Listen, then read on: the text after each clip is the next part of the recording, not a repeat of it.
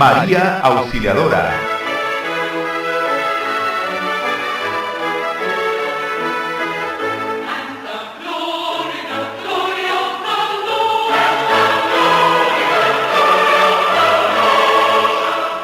Estando Jesucristo en la cruz, dijo a su madre: Mujer, he ahí a tu hijo.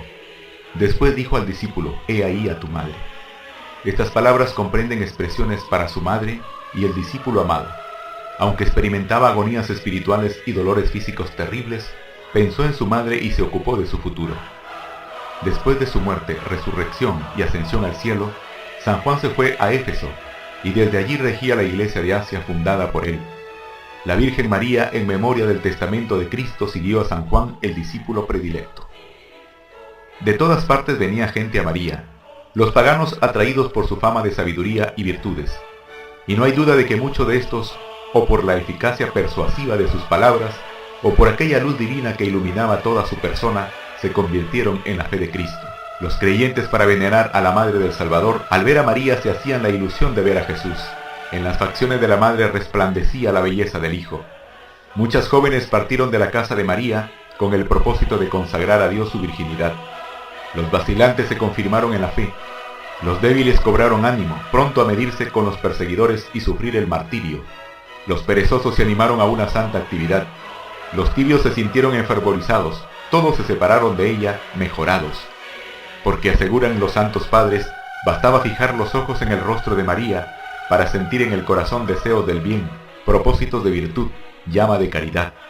María Santísima recibe en sus brazos a esta iglesia recién nacida, la alimenta, la calienta con su afecto, la defiende de sus enemigos y la lleva a aquella plenitud de vida, a aquel desarrollo de fuerzas que la harán la reina de los pueblos. Así actúa la Auxiliadora en los planes de Dios. El pueblo cristiano siempre ha recurrido a María como auxilio en momentos difíciles. En tiempos de San Agustín se revestían las iglesias con ladrillos que decía: Santa María, ayúdanos. San Efrén, en la segunda mitad del siglo IV, escribe: María no cesa de ayudarnos, cooperadora de Dios, inmaculada y auxiliadora nuestra. Cuando el Islam amenazaba acabar con el pueblo cristiano de Occidente, San Juan de Damasceno rezaba así: María, auxilio de los cristianos, sálvanos. San Bernardo nos dice que a mediados del siglo XII, con el auxilio de María siempre se llega a buen puerto. En Ucrania se celebra todos los años la fiesta de María Auxiliadora, por haber liberado a la nación de la invasión de las tribus paganas que lo arrasaban todo. Cuando los turcos amenazaban con invadir Europa cristiana, se dio la batalla más encarnizada de toda la historia.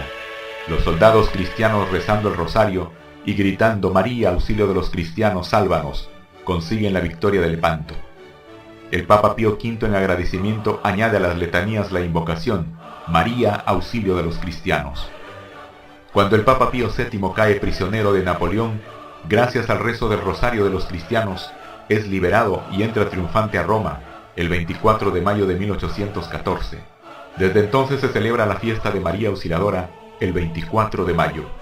La Santísima Virgen María se le había aparecido en sueños a don Bosco desde los 9 años, mandándole que adquiriera ciencia y paciencia, porque Dios lo destinaba a educar a muchos jóvenes pobres. Nuevamente la Virgen se le presenta en sueños a San Juan Bosco y le indica el sitio donde debía construirse un templo. Don Bosco empezó la obra del templo con 3 monedas de 20 centavos, pero fueron tantos los milagros que María Auxiliadora empezó a hacer en favor de sus devotos, que en solo 4 años estuvo terminada la gran basílica. El santo solía repetir: cada ladrillo de este templo corresponde a un milagro de la Santísima Virgen. Desde aquel santuario empezó a extenderse por el mundo entero la devoción a la Madre de Dios, bajo el título de Auxiliadora, y son tantos los favores que Nuestra Señora concede a quienes la invocan con ese título, que esta devoción ha llegado a ser una de las más populares en el mundo. En la mayor parte del mundo se han venido levantando iglesias a la Santísima Virgen. Actualmente en el mundo existen más de 2000 templos dedicados a María Auxiliadora.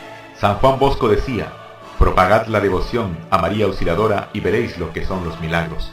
Y recomendaba repetir muchas veces esta pequeña oración: María Auxiliadora, rogad por nosotros.